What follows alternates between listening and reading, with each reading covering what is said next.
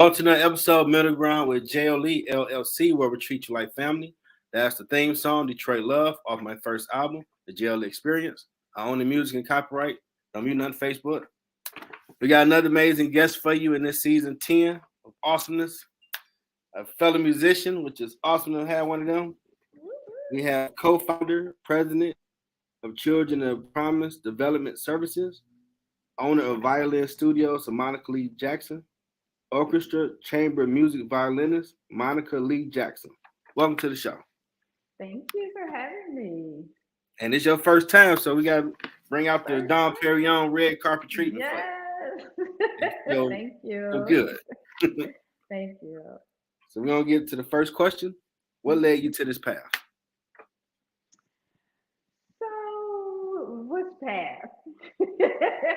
I've got lots of paths. Whichever one you want to speak on. Take your time. Take your time. So, as a violinist, I've been playing violin I'm in my 53rd year. Awesome. Coming up on 53 years. And I actually went to play clarinet in the 3rd grade. I wanted to play clarinet so badly, and so I went to sign up when it was time to sign up for music. And they said, "Ooh, we don't have any left, but we got some violins." I was like, "Oh, I want to play the violin, play the clarinet." Dang. I cried. I really did. I cried, and well, just take it home, and we'll get you the clarinet when one becomes available. But that didn't happen. So, and plus, I had a cousin who he was about 15 years older than me, and he played violin, and I didn't know that. And so he came over to the house with his violin one day, and he just propelled me. All the things they said I couldn't do. Don't take this out of the instrument. Don't take this out of the case. He said, forget that. We're taking all of this out. I'm showing you how to do it.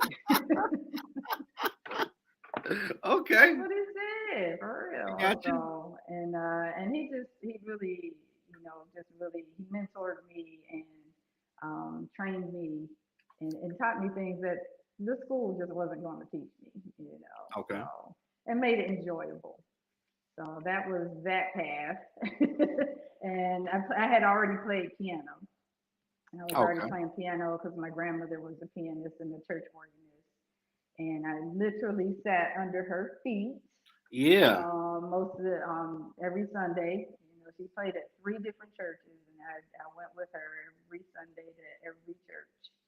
And, now, would you have thought sitting by your grandmother at that piano, you would have been taken on this musical journey so far? No, not at all. Plus, I wanted to play the piano. I didn't want to play the violin, professionally.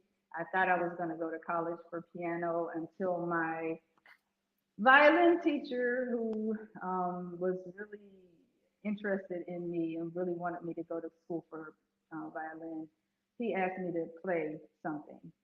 And I couldn't because I really wasn't that good. Okay.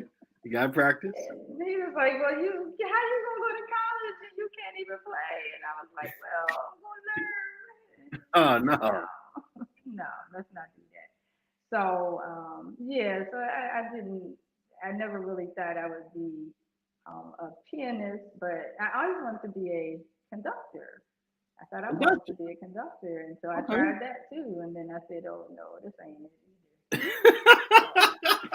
Violin seemed to be the constant, it seemed to be the only thing that stuck. Yeah, you said clarinet. I'm like, okay. Yeah. Conductor, piano, you want to do it all. That's awesome. I did. I thought I should do it all, but it just kept getting mixed out. I can say at Wayne State Choir, every so often, Professor Teeny, shout out to him, he was head of the music management department. He was over the choir. We used to have Augustus Hill. He was amazing too. Oh, yeah, he would let some of us get in front of the class and do the conducting. I'm like, I don't know what to do. Like, you see me do it, Jeff, just go ahead and do it. Like, all right, bro. Right. So I'm up here doing it like, well, think about the Bugs Bunny and Tom and Jerry cartoons, and they was up there serious with it. And I'm like, all right, I got this. Come on, give me some more of that. But I was joking at first, but in doing like, you do start hearing, hey, I need more alto. That's too low. Like, oh my God, this is Right. real. This is a superpower you get hearing these different Yeah. sounds. The levels ain't the same. Yeah. And he's like, you catching And on. I'm a control person. My children will let you know. They will tell you she like to control stuff. So I thought, conducting would be the best way to control the orchestra Now because I gotta be I was real with all you. yeah. But When I was when I was doing all them choir classes, I'm like, man, I don't want to see this old tired classical western crap. What are we doing this for, dude? Come on. Now Dr. Augustus Hill, he was like, all right, I'm gonna show you something. Like, okay, what's this old cat gonna show me? What do you know? You you young learn and from the dumb. best. You learn from the And best. he That's let what us you do. harmonize it. And I'm like, oh Mm-hmm. my God, this stuff do sound dope. And then he said, go home and listen to some of your favorite artists, like, well, Joe, Brian McKnight, Alicia Keys, they play a lot of piano. Go listen to Right. their music. You're going to hear Western classical. I'm like, no, you lying. You lying. I'm sitting there with headphones like, oh, snap. Yeah. You really do hear this stuff in this music. Yep. So I do need to learn it. Yeah. And Gus is, he's an amazing composer. Oh, He's yeah. an amazing mathematician. He's just an amazing guy. But he is so musical, and he can really, I mean, that's awesome that you got that from him because he can really, shape that whole idea of blending, the things that you don't want to be bothered with the things that are important and that are good for you, and then you take it and you enjoy it, and that's really what happened with me with violin. I began to enjoy it, and then I said, okay, Okay. hang in there. And then and then he blew my mind with the ear training. Like, okay, Yes, this old cat coming again with this bull jab. What he on? yeah, You right. shake the keys. I'm like, what you shaking keys for? That's E flat. No, it ain't. He do it again. Press the key. I'm like, man, that's a magic trick. Do it again. G Yeah, sharp. yeah, I'm like, how the hell is he finding this? Like, you got to listen with your ear. I'm like, oh my god. right. And the thing about that too is, and I learned this when I went to Oberlin. So I went to Oberlin Conservatory in Ohio, and I was yeah. I what I learned, one of the things that I learned there was how difficult it is for people who don't naturally listen to Western music, Mm-hmm. who don't regularly, who is it's not in your house, that's not what you listen to the first thing you hear in the morning. But Mm-hmm. yet, you go to a history class, you go to a theory class, and that's pretty much all you're learning. So here I am in class with these people whose, parents were orchestral musicians, Mm-hmm. whose opera singers, and who already came from some major type of musical background, and I had to learn it from the beginning. I had to learn. Who is that? What is that? And Other music theory, like, what is this? right, What are you talking about theory? And right, exactly. oh my And god. it was difficult, but at the same time, what I also learned was, the things that I did already know. It helped me to kind of leapfrog over some of those kids that had to learn it by the book, because there were always things that Mm-hmm. were that if you could just pick it up, then you was gonna be all right. you know. Oh, I was intimidated in music theory Oh in Wayne yes, State. Like these people yes, coming in with they big whatevers, guitars, violins. I'm like, they been doing this exactly. since they was a baby. I don't know nothing. Right, right, But right, they start talking theory, argument the seventh, and we all looking like, oh, I ain't the only dumb one. Okay, I feel good now. right, We all exactly. going we all gonna have to figure this thing out. All right. It's even. Let's go. Let's figure it out. Yeah, Ain't feel too bad after that. yeah. That's funny. But that's you had a good experience. I think. Yeah. Hey, now, have you ever had the same issue? Once you open your ears up, you hear everything. So, just as an example, I can't listen to music at night. You know how people go to sleep to music? I Mm-hmm. can't, because it's literally playing in my head, whatever I'm hearing. whatever's on the radio or whatever, I'm just constantly hearing it. And sometimes I'm even playing it while I'm asleep, so I'm not asleep. You know Mm-hmm. what I'm saying? So I Gotcha. don't know if that answers that, but it's just kind of like, but Yeah. I can only do that while I'm, in this state, because I mean, even otherwise, now, I find myself, I would hear something farther away, like somebody coming. How you hear that? yeah, Like music, man, open your ears up. And yeah, certain screeches, like, oh my God, stop. Like, that's not loud. Yes, it is. I'm hearing yeah, everything yeah, farther away. Whatever you're doing, please stop. right, It's like a exactly. dog just screeching, like, ah.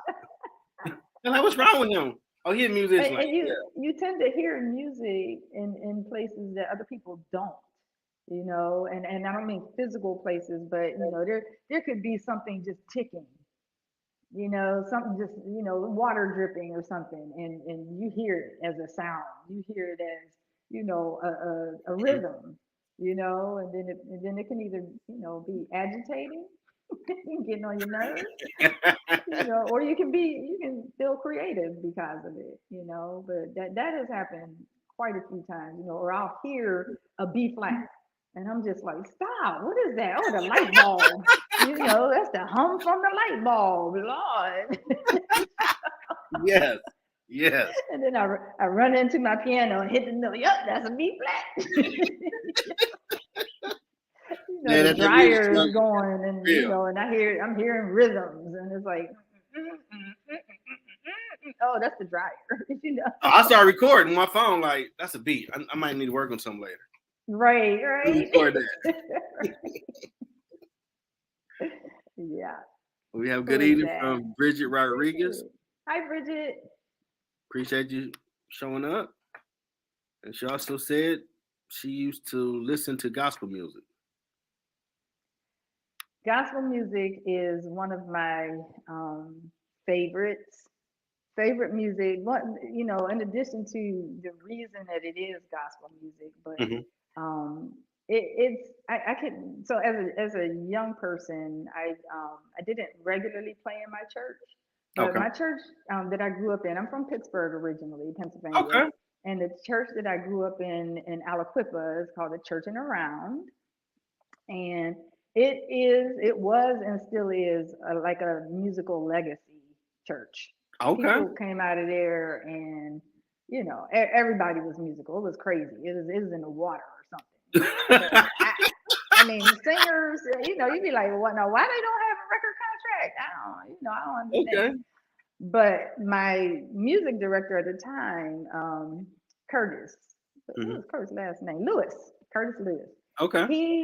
He saw something in me, Hmm. as a classical musician. He saw that, and he would have me play for like Good Friday service, or just kind of like special services, right? Gotcha. And he would tell me, I just think you are just so amazing. And I'm sitting there saying, dude, you just sat up here and played like a whole church service with no music. Like you just made up some songs. It's like, I how can you.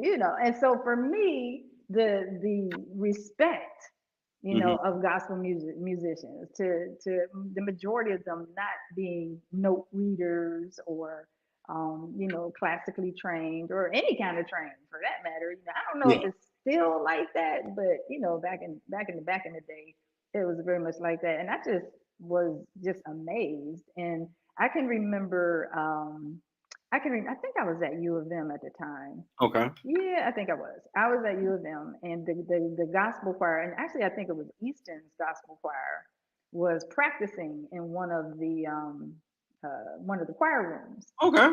and I was in a quartet rehearsal. So it was for, three other people, right? And I heard these people saying, oh, they sound amazing, but it's so simple and basic. And Mm. I was like, I said, so what's simple and basic? So, I had to go to, can't let that stuff slide. And I said, I know. what chord progression are they doing right now that is so simple and basic? And he was like, oh, it's just your regular 4-5-1. So 4-5-1 is your basic, right? That's just dun dun dun. You think, and I said, you need to go listen again. And so I walked with him to the choir rehearsal. Okay. These people is modulating all over the place. There's not a 4-5-1 in there anywhere. It's like, oh, augmented sevenths. Oh, what, And he was just like, And I said, don't put the people down just because you can't do it. Yeah. And so that I was really grateful that they were actually on campus because it did expose, some things to people who would not normally hear gospel music.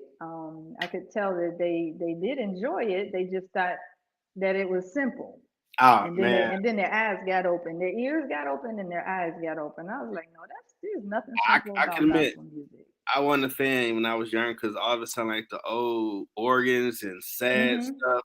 But God worked with throne music. Johnson, he's like the Christian hip hop Dre. Okay. I met him at Wayne State Student Center building. He like, man, I got some gospel music. I'm like, I don't like gospel because like you can't diss the people because they talking about God, but you see, cool, I'm listening. And I was blown away, like, dude, where your Right. album at? Because this is Yeah. good. Yeah. This Yeah. like you are musically trained and making some dope stuff. Yeah. I've been rocking with that dude ever since. Yeah. There you go. I think I just heard his name yesterday for the first time. Oh yeah, I Throne did. Yeah. and dude, Throne music, the dude beats is crazy. That's funny. That's funny. But We had a but funny moment working on my second album when I was playing stuff at home on my piano, and I was, you start getting to the point that rhythm time. I play it, he put it on the board, and he checked it like the timing, like, hey man, this is kind of right. I'm like, well, I told you I had took piano class in 2000. That's like my base. right. Like, wait a minute, you got me doing all the work. Like, bro, it's your equipment. I ain't trying to be both, but I told you. Like, nah, get over here. Get behind the wheel.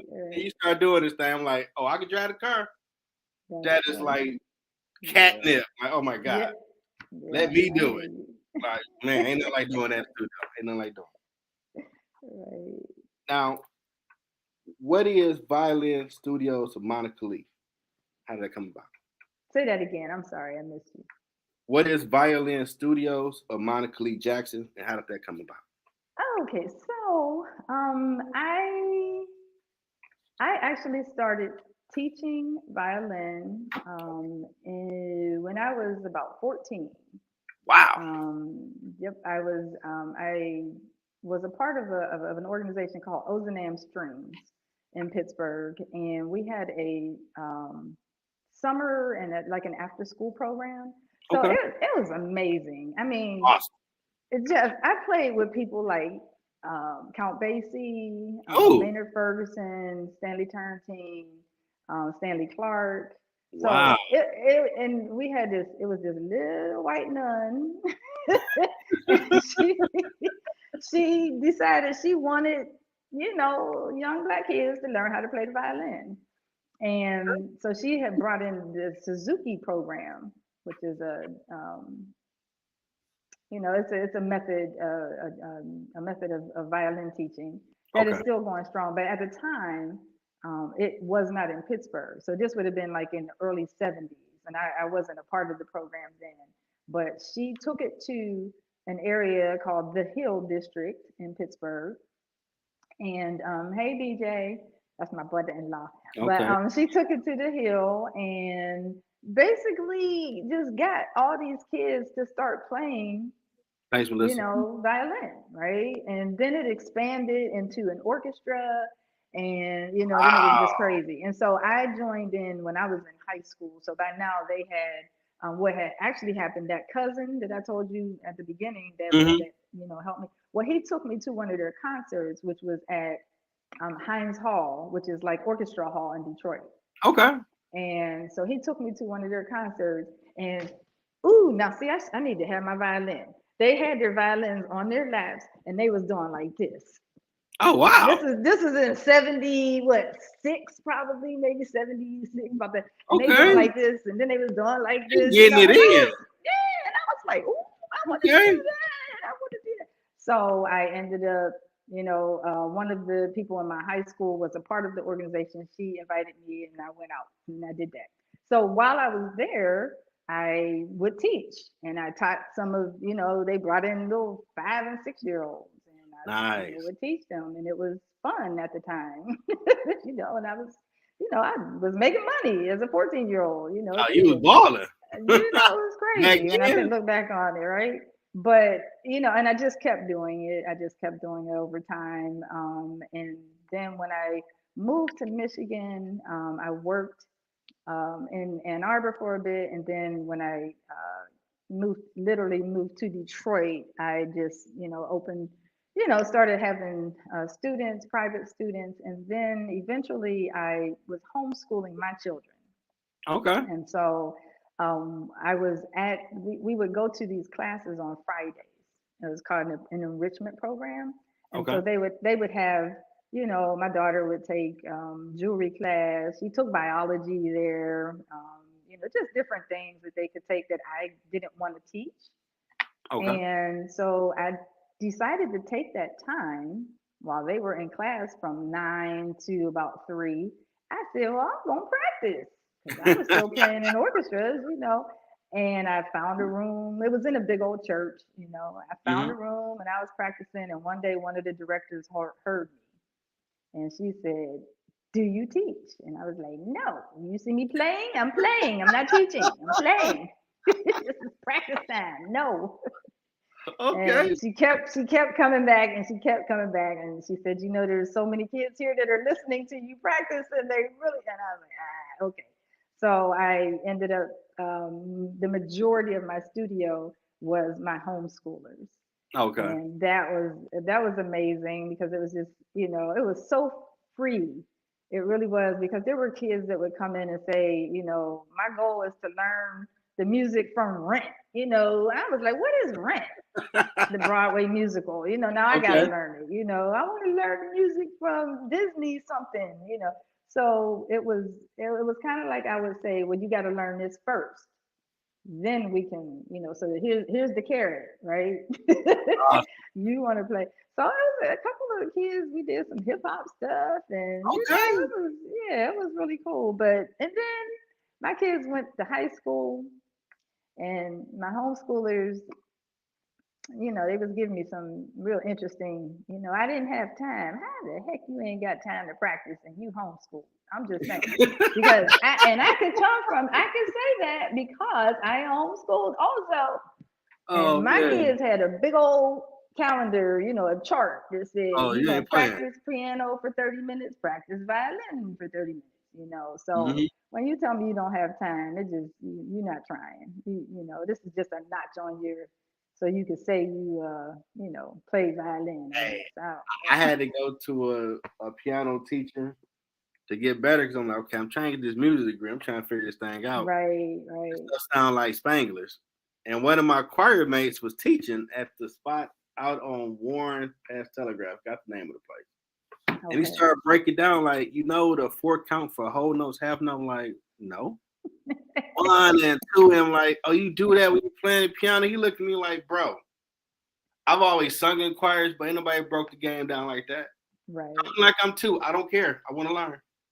Yep. I learning all that progressions, like progression. What Yeah. is that? It's extremely Like, helpful okay. even in music and even outside of music because Oh yeah. people still they might not know they're doing music, right, but they are, and it which just cracks me up, especially dancers. You look at people with dance stuff, they gotta count, they can't just I feel like making my left foot go over here. No, you go on 4, you know.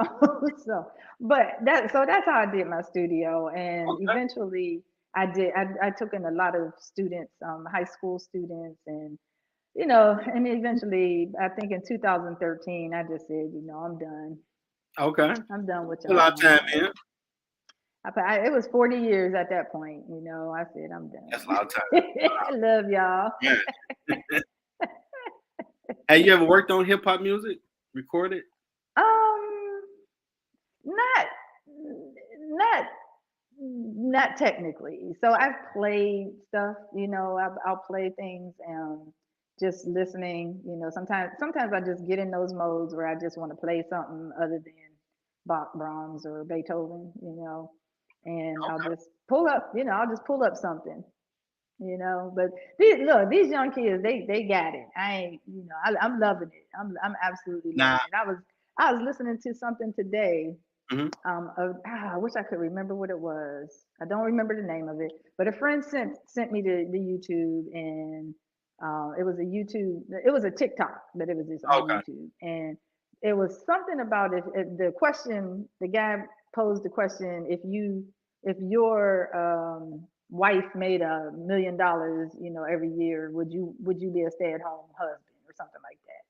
Okay. And I was hoping that would help me remember the name of the song, but it doesn't. But whatever the song was, it was straight up just a rap song, but there was this hip hop violin up under it. And I was Uh, like, whoa, who is this? And I could not, they did not give credit. I was mad. They didn't give credit to who it was. So I couldn't tell. But yeah, so, but I'd like to play with, I'll play with people, but I'm not really. Look, I I mean, let the other people do that.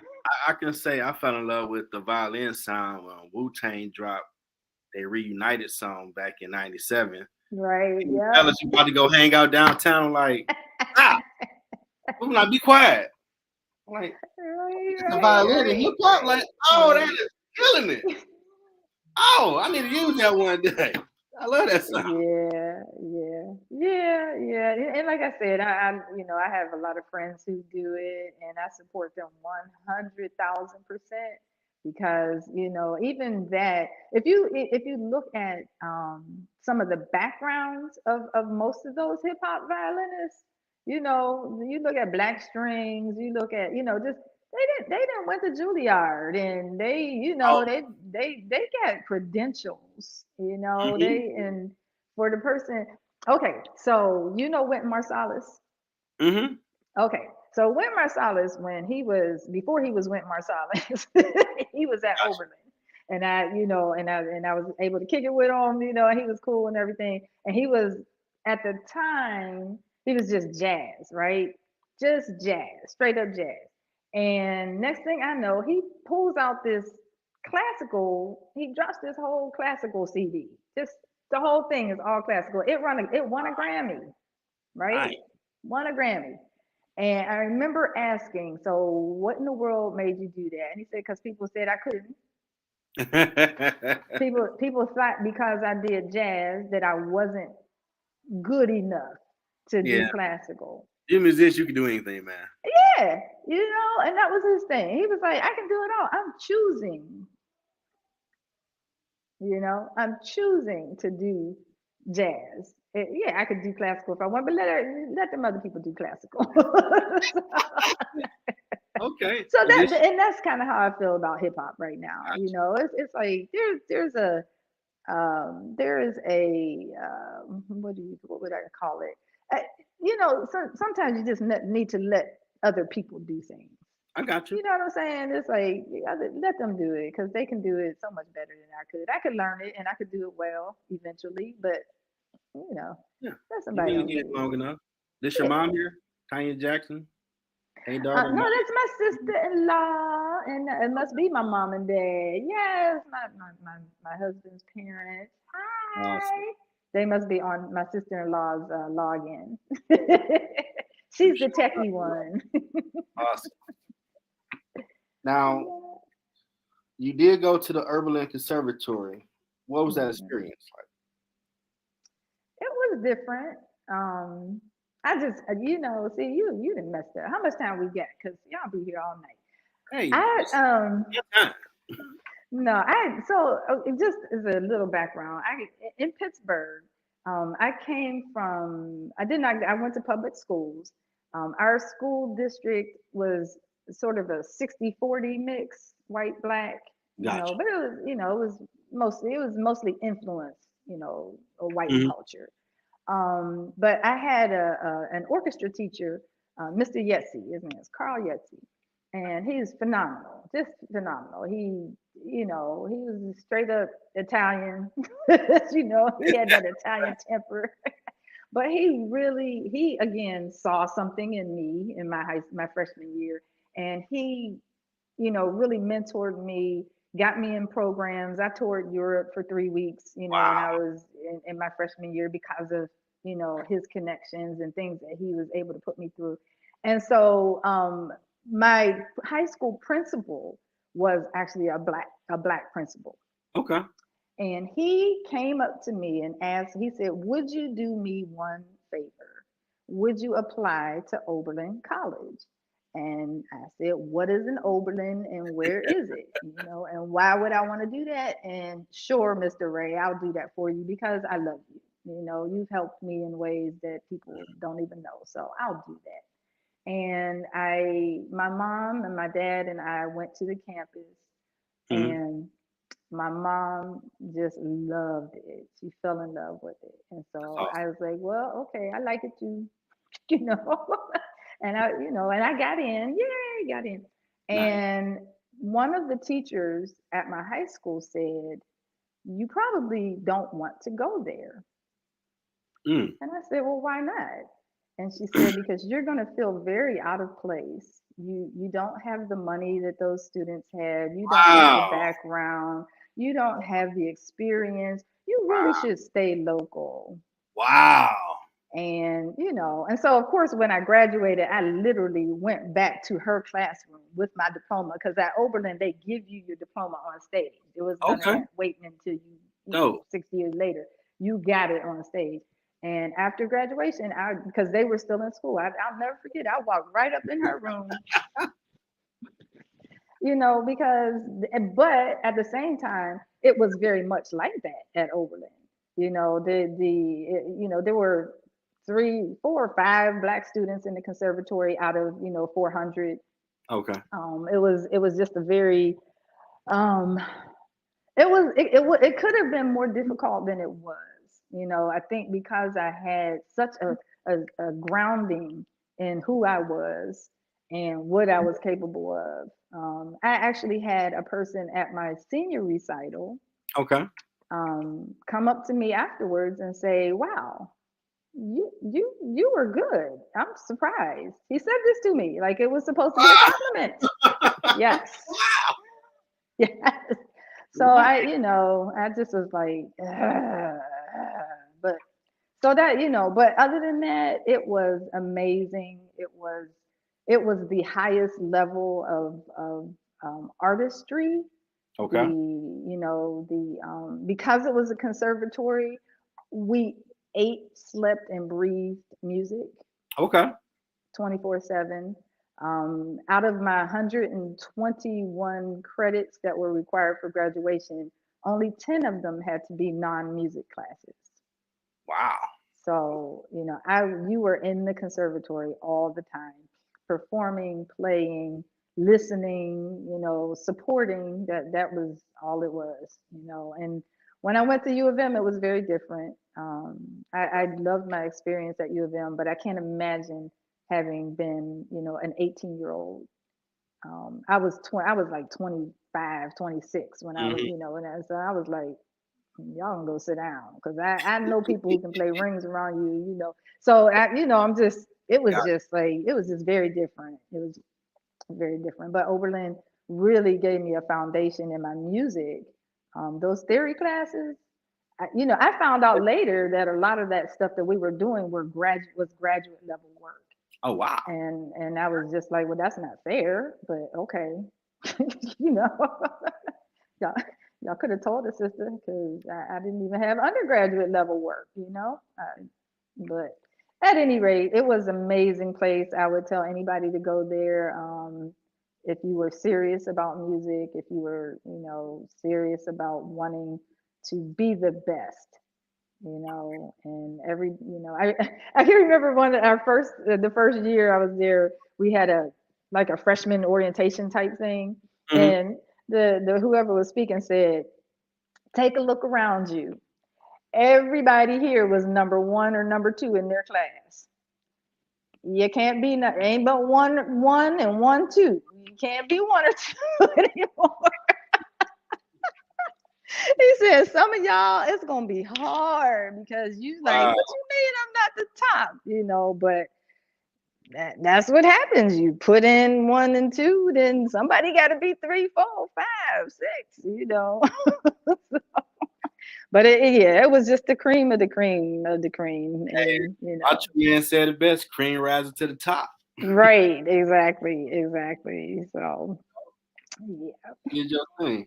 Now you're an orchestra chamber music violinist. You play all around Detroit Opera House, Max Fisher. Mhm. What is all that great experience like doing that?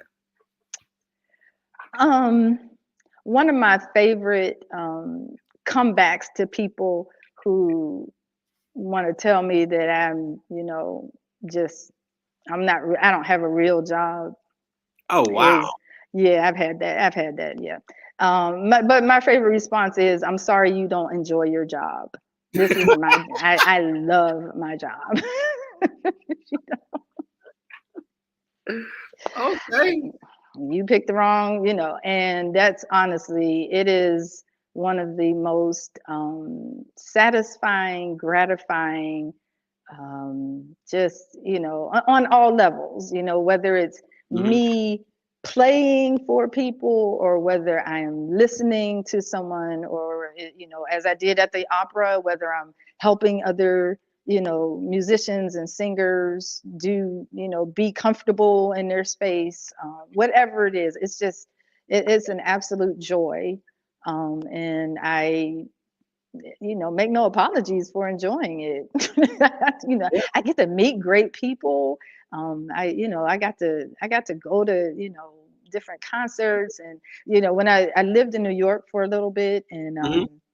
I was at Carnegie Hall all the time. It was a part of my job. It was a part of my job, and I met some people who are now, principals at in the New York Philharmonic, or they're household names, Okay. but they were startups, when I met them. So it's just been just a wonderful, and it's a continual thing. You never get to, you're never at a place where it's like, okay, seen it all, done it all, met everybody. You know, I got you.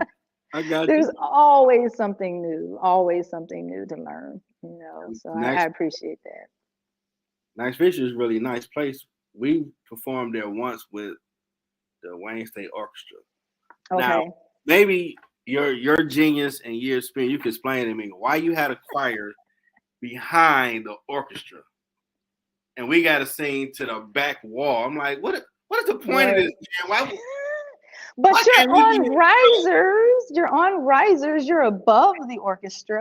Come on, Monica. You know Right. them. You know them instruments as loud as I don't know what. But we trying to be superheroes to blow it past. They're like, dog. Why we gotta work this hard? Right. That's all I'm trying to understand. Yeah. Sorry. But it always works. I do. I play. I play there with Oakland Symphony in their Okay. chorus, and this was the first year I didn't. I didn't do it this year, but I've played there many times, and I've never not heard them, Jeff. I mean, I've never not Oh, heard the oh, oh, chorus. oh, because I can't remember if it was Professor Dr. Hill or Professor Taney who was the person. They took their butt way to the back and they like, you better pay attention because I'm gonna be doing the time of Jerry. I better hear every voice. I'm like, is this person serious right now? Right. Do you hear this orchestra just loud? They're like, Jeff, you tripping? I'm like, dog, dude, we gotta breathe. Dude, I'm tired, man. I didn't work 8 hours. I thought we were I'm coming. sure it was. I'm sure it was beautiful. I'm sure it was beautiful. And then just the experience. When I first moved to Michigan, so that would have been in '87. Mm-hmm. Um, the next summer of '88, Okay. I got to play at orchestra. It was Orchestra Hall then, just Okay. Orchestra Hall, right? And I had no clue because I wasn't from here. I just been here. I was in Ann Arbor the whole time, so I really Okay. didn't know. But I ended up playing. Do you know Marla Gibbs? You ever watch like Mm-hmm. the Jeffersons? 227. She was the maid. So she's got an amazing voice, and I it was me and two other violins, and was it Maurice Davis? I think it was Maurice. Yeah, I think he was the trumpet. But they had a band, and Hmm. that was my first experience in Detroit. Oh wow. And Okay. it wasn't until years later that I realized how awesome it was. How amazing it was. Like, you played on Orchestral, and with three other people. Oh my God! I was like, oh, okay, Yeah, yeah, I did. it's an amazing experience because we did the show, and when I reflect back on it, they worked us hard to make sure Oh yeah, we was crisp. yep, Them suits and dresses better be righteous. You yep, don't walk in like soldiers, get up there. When I start, go. yep. But But that we loved it. space commands perfection. You know Yeah. what I mean? You just can't go in sloppy. Not anymore. You Nah, just can't. nah. I It's heard that breath. definitely, Don't do it again. Like, dang, yep. I gotta take a breath. Yep, you can hear everything. And it's just such just an amazing place to be, and to play in. So, like I said, I had no clue I was in, such a place of royalty, musical royalty and People dress up history. when they go there. Yeah. Oh yeah. Little Detroit kid. I'm like, we really got the artsy stuff around here. They doing it. Right. Right. Okay, Yes. it's all right. So we just have. I mean, we was a bunch of misfits. 'Cause we was the core union. We wasn't the 18. Right. Right. They was the ones that were just boom, like, oh, yeah, it had like a 3.5 and up G pedal out. So we the misfits. That's 18 Right. here. I Yeah. got you. I But hear you. this But is you got up there and you did it, and that's all that counts. yeah, yeah, we did. That was a great time when I look back on it now. But Mhm. you musicians work. So you see them Right. perform these places, they work. Oh yeah, yeah. And the goal is to make it seem easy, because if it looks hard, then don't they, nobody believes you now. But when it looks easy, it's like, ah, they just playing. The dopest moment we performed at the Sacred Heart Church on Woodward. Mhm. I got the composer, but we performed his music. And Okay. he did the conducting and he loved what we did. Now, of course, our Wow. professor, he wanted to be a little extra with it. We like, dude, Right. he said we was good. Can we stop now? Okay. You trying to get that last little bit out of it, like dog. He said he made it. He said we good. We need to take a break. That's the musician. You got to get it perfect. Now, you're the co-founder and president of Promise Development Services. Oh, my bad. I said it wrong. That's all right. Yep. Children. Children No, of no, no, no, promise. no. Yeah, Yeah. Children of Promise Development Services. Yes. Yes. I wrote it down here too. Mhm. What made you start that and co-found it? So I am a co-founder. My other co-founder is I co-found with Tony Potts. I am no longer president. I was president for a couple of years, and then now Cassandra Hall is our president. Woo woo. But yeah, Tony and I were, we always say we were two swim moms who, took our kids all over the world. No, I'm just kidding. Took our kids all over the place. We drove everywhere. We started out in Detroit. That's where Okay. we met, and then the rec center that our team was swimming at was closing down, and they told us the day that we had rehearsed. We were in practice. Oh It wow. was like, yeah, they were like, oh yeah, we're shutting this down effective immediately. It was like, what? Dang. So our coach couldn't locate quickly enough a another facility basically, and so we split up, and it was kind of sad because we were a majority black team, which was very uncommon. So but we were like a little family. So a lot of us went to, my kids went to Northville, out to Northville. Some people went to Farmington. Some people went. I think those were the main places.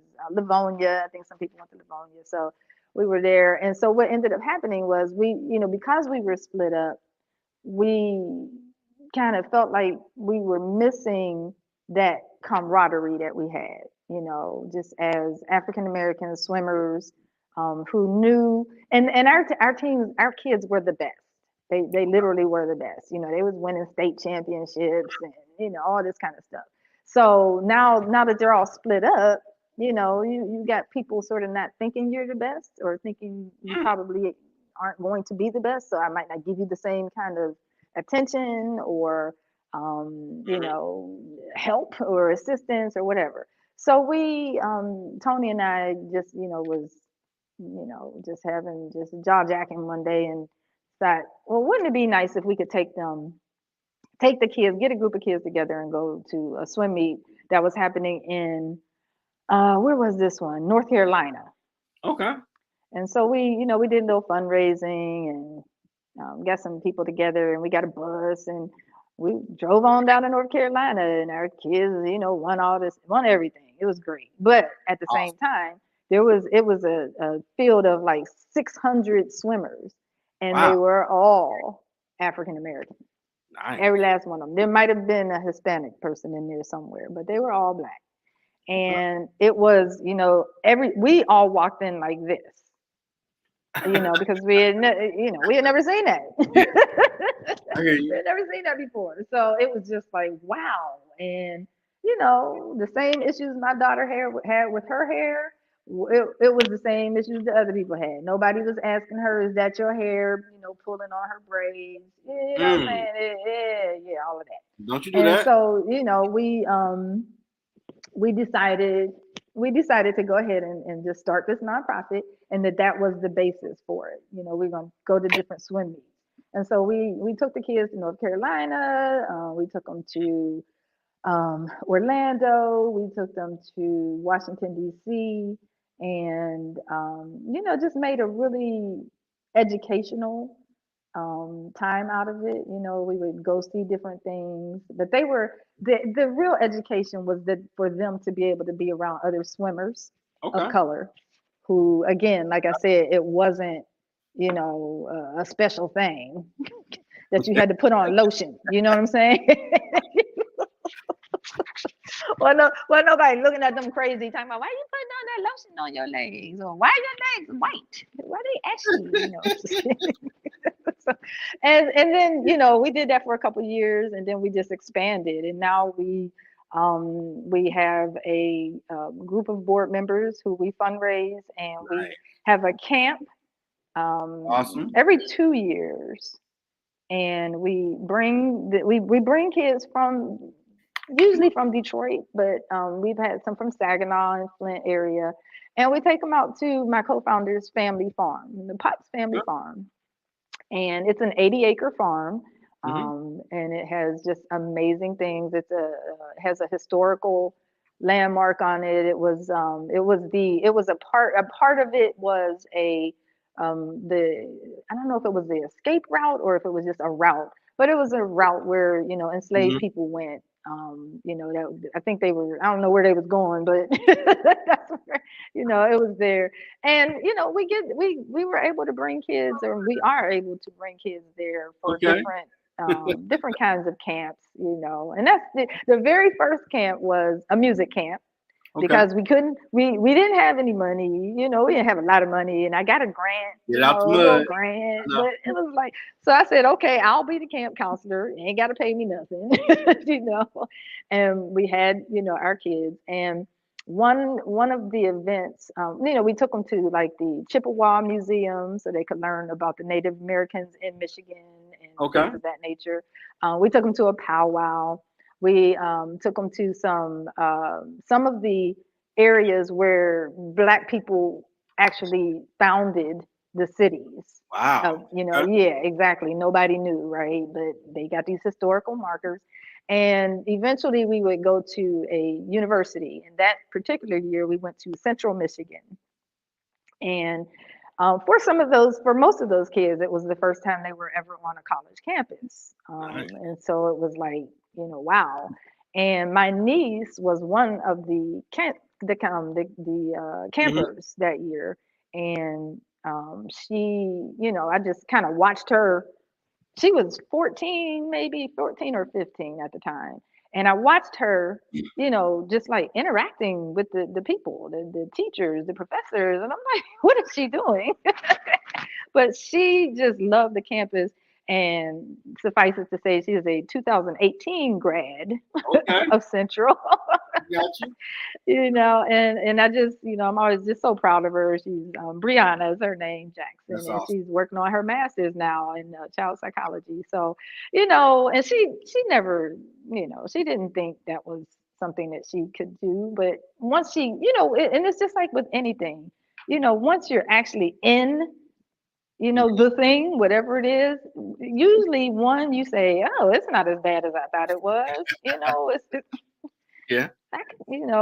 and two, it's like I actually like this. I can do this. So that is our goal with our campers. And then we also have a scholarship. We have two scholarships. One is for high school seniors, for African American high school seniors that are going anywhere for further, higher education, whether it's Mhm. trade school, college, a 2-year program, whatever it is, as long as you plan on doing something.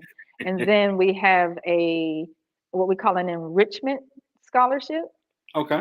which we just started, and it is so you know how you go to college, and Yeah. people think that's the end all, right? That's the end all to be all, and it's like Yeah, that's the start. so we actually with one of the things that started it. My daughter is a marine biologist, and she wanted to go to a conference, and it was going to be $400. Mm. On her marine biologist salary at the time she was working at Disney, she $400 was a lot. And mommy and daddy were done. We're done. We got you through college. You on your own. you know, we helped you. But these kind of things you got to figure out on your own, really.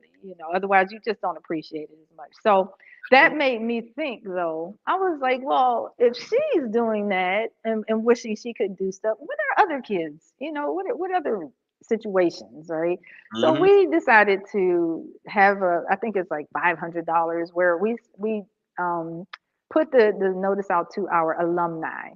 So anyone who actually applied for a past scholarship, anyone that did anything with Children of Promise, if you volunteered with us, if you, Hmm. whatever, Okay. if you were somehow connected to us, then you could apply for this. And what we, our first person, our first winner was his name is Miguel Ross, and he was using the monies for MCAT prep Okay. because he's a student at Howard University, and so he was one of our scholarship winners, and just the high school scholarship. Now he was in his third year of at Howard, Awesome. planning to go to med school, and he said, I want to help my community, but I gotta take the MCATs. And I got and the books is just to Ain't cheap. prepare is like I know they grind. They ain't cheap. yeah. So that was something that we thought we could help. It's like you don't just drop them off at college. We're gonna we gonna help them get through. So yeah, but that's pretty much what we do. Okay. Now we got to the point. This has been a great conversation about becoming a musician, and you've done so much. Now we promoting you. Go ahead. Oh, What you got that. now? What does that mean promoting me? I don't promote me. Might have a No, show I'm coming just up kidding. or merchandise No, something. I actually am. So uh, I don't do individual like solo concerts too much. I do better with putting together concerts. So I work with Gus a couple of times, Gus Hill, putting together recitals and concerts of his music and other African American composers. But right now, I'm in the final push of my season, my orchestra season. So we're doing in Macomb Symphony, we have a concert April 14th, and we're doing Mahler Symphony Number One, which is called the Titan because it's huge, it's hard, but it is one of my absolute favorite pieces of music. It is just it's fun. It is a fun classical piece of music to play. And then and see, and I just played yesterday at Plymouth United Church of Christ. We did Seven Last Words, and I don't have any other thing. But yeah, I got a Warren concert coming in. But the main thing that I would say is, for everybody to go to Children of Promise. developmentservices.org to see what we're doing over there with Children of Promise, because the kids are that really is what I'm trying to focus on now. Sorry about my headphones coming out. My, like I said, my children are, I feel like my husband and I, and then all of our village, right, have successfully parented my two children. My Okay. daughter is a marine biologist, an author. She just recently got married to a fabulous young man, and Mhm. she's down in Florida. And my son is in Cincinnati, having graduated from Xavier University in Cincinnati, and he is going off to law school somewhere. Nice. And in the meantime, he works with his dad. He helps keep him on track until he can be a full-fledged lawyer and work in the practice. But Okay. yeah, so that's pretty much um, All right. all I Got a, can promote me about. got a few more questions. Sure. Your benefit advisors for A-Flac insurance. How different is that of an environment from your musical environment?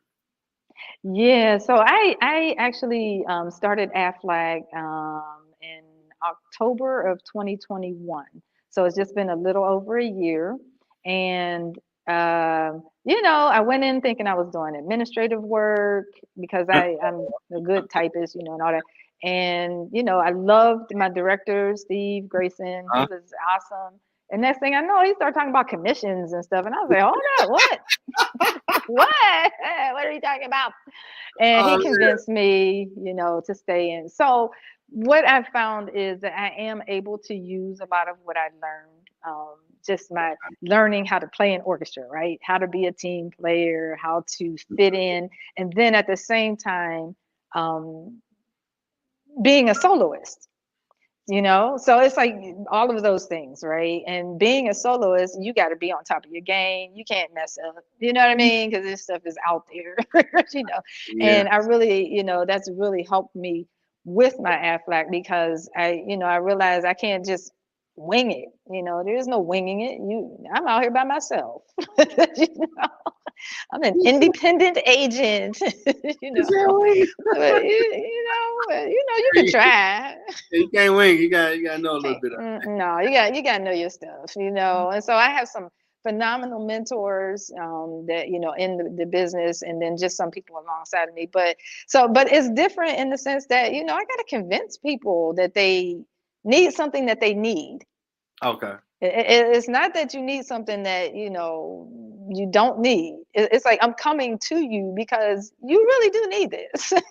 you know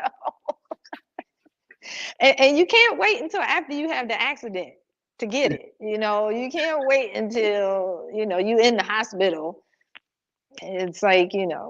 you need this. So and I've been coming across some amazing people, just absolutely amazing, that have opened my eyes to business and just the business world. And Okay.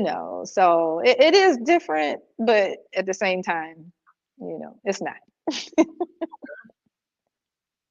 What has been your biggest challenge on your journey?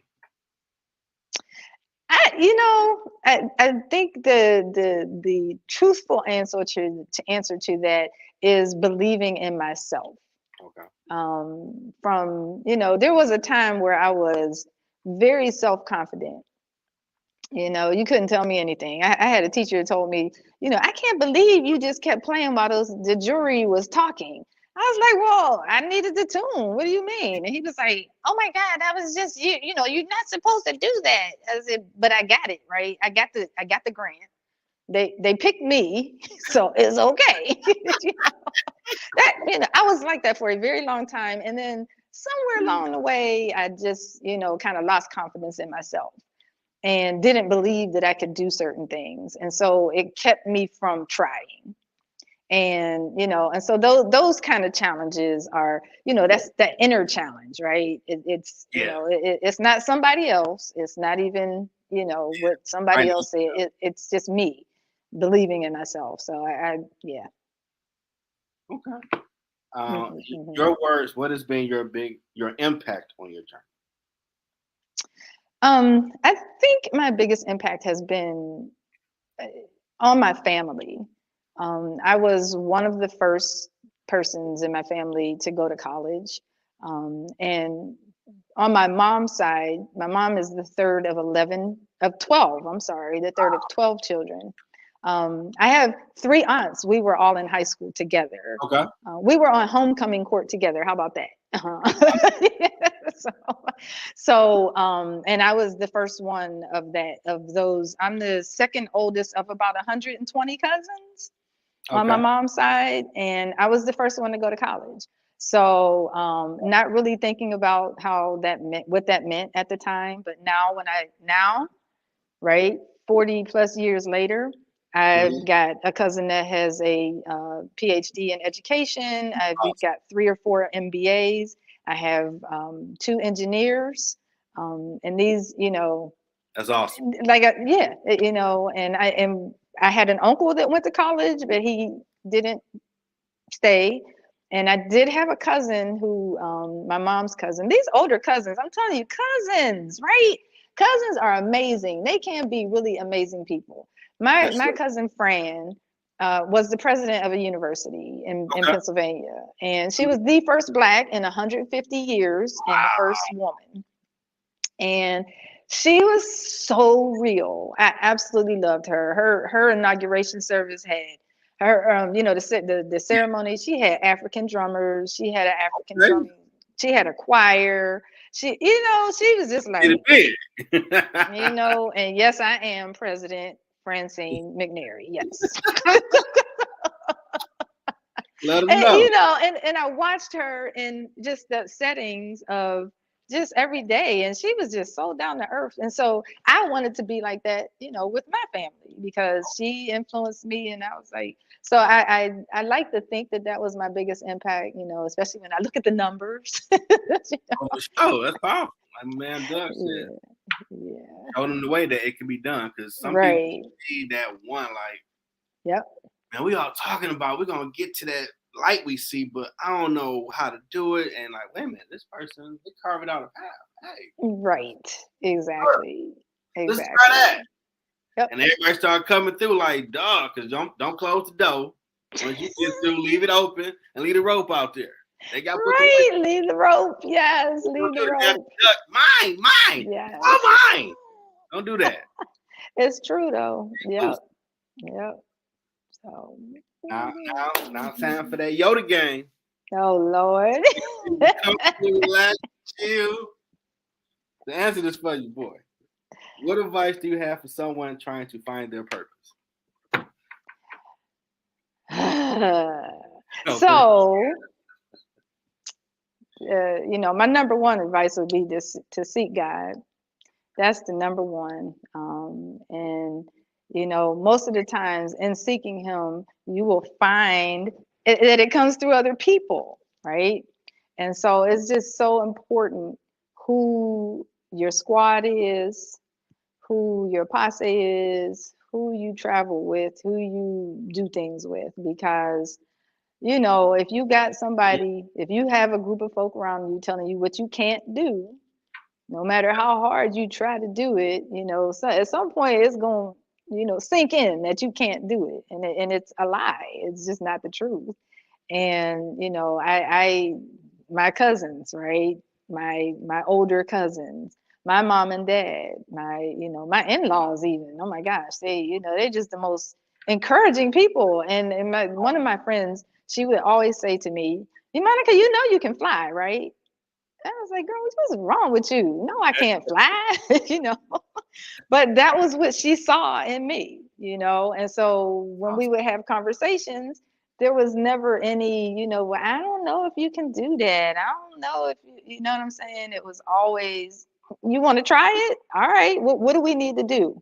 Because I'm going to try it with you, or I'm going to help you try it, or whatever. So That's that honestly, that is, really just to know who you have around you and make sure that they're for you, that's and true. that they, are, trying to help you get to where you want to go. They're not trying to go to Chicago and you trying to go to Florida, and they telling you how to get to Chicago. It's like, I'm trying to go to Florida. Nah, girl, you want to go to Chicago. No.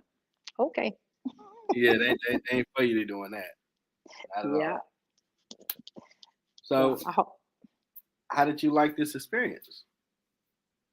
I guess I can talk more than I thought I could.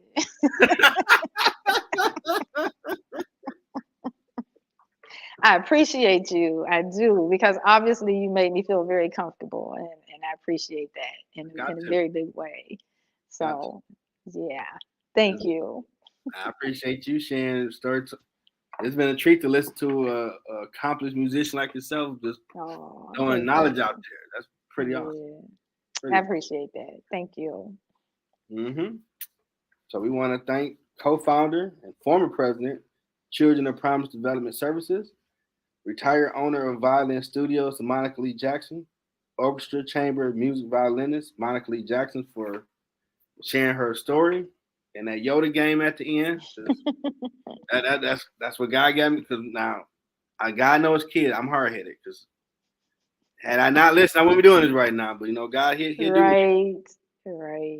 me like that Yeah, and make sure I'm out here doing it and meeting awesome yes. people like yourself. Thank you. So I hope you had fun. Hope everybody enjoyed it. Yes, Share it with people. Oh, we got a few people yes. I put up here. Leonard McCormick. Oh, that's my brother. Oh, he's amazing. Okay. He's retired. He's one of those ones that was told he couldn't do stuff, and he can retire from 32 years of Ah, teaching. And he and we, was told he can't. Yeah, you can't. Mm-mm. and we You can't even graduate from high school. How you gonna be? What? No, we got that's him. my husband. Lord help me. Don't do a boy like that. He's showing up for you. Give that man a hand. Shout out to the brothers out here that's buried doing their thing. Shout out to Luke. Giving that man a hard time. He's showing love. Yes, he know. Showing He know. love real good. I loved it him. Do that, man. And we got Pam Esquire. Like, Oh, that's his associate. Hi, thank you, okay. Pam. Yeah, I gotta have Thank all y'all on you. the show. I'm gonna reach out to y'all on LinkedIn, writing these names down. Yes, they are all amazing. They I need are these stories, huh? absolutely amazing. I need these Yes. stories. Every last one of them. Absolutely Or reach out. amazing. Or if you don't, reach out to me, Jeffrey Evans, on LinkedIn, because I need these stories. I'm going to send you all this stuff. Hey, do it. Now. Do it. I gotta do every career field. I'm trying to get them all. And that's What? that's awesome. Yeah, That's my child. That's my mini me. that's awesome. All the That's love. my mini me. Awesome. This is who the piano was for. We got another one. Ryan Jackson. Great job, Law. Thank you all. I appreciate you being on. Thank you. Showed out for you. I appreciate the views. Yes. Love Thank my folks family. for being on here. Make sure I get their Thank you, comments. Jeff. I know. Yeah. I thank you for doing it, because I saw your resume. Like, yeah, I got to have her on there. It's a little different. I'm sorry, it's a little different to have a musician, because you start talking music stuff and like, yeah, I understand. Like, yeah, Yeah, I could do a whole hour on just music. man, for real. You ever thought about doing a book? It was nice knowing you, Jeff. Oh, see, look Yeah. at it. My spidey sense ain't crazy on the author aspect. You ain't trying to do it yet, but I feel you. I feel you, Monica. I feel you. Yeah, it's coming. You got a few more. Yeah, Tony Potts. Excellent interview. that's my co-founder. Thank you, Tony. She's amazing. Yeah, I appreciate the hit the like button. Appreciate that. Hit the like button. That's a term now. Right. Yes. Yes. Well, I think that's everybody that wanted to get to show their love to you. People are Thank amazing. you. You are Thank you. amazing. Hope you enjoy the rest of your resurrection Yes. weekend. All Eat some good right. food. I don't know what You I'm eating. too. Happy Resurrection Day Yes. tomorrow. You're gonna be in there doing it, just gonna be just getting it. Just getting it with it. I'm gonna be at home. I'm just saying. Oh, you gonna put you to work? What? What? Yes, COVID messed up all of our stuff. It just messed up everything, and so people they cut stuff out and they ain't brought it back. I got you. They was like, "Oh, we could do this without having to pay people." Oh, okay, never mind. I got you. I got you. Well, if you want, you can leave out after I hit the outro. Thank you. Yep. Till next time, everybody.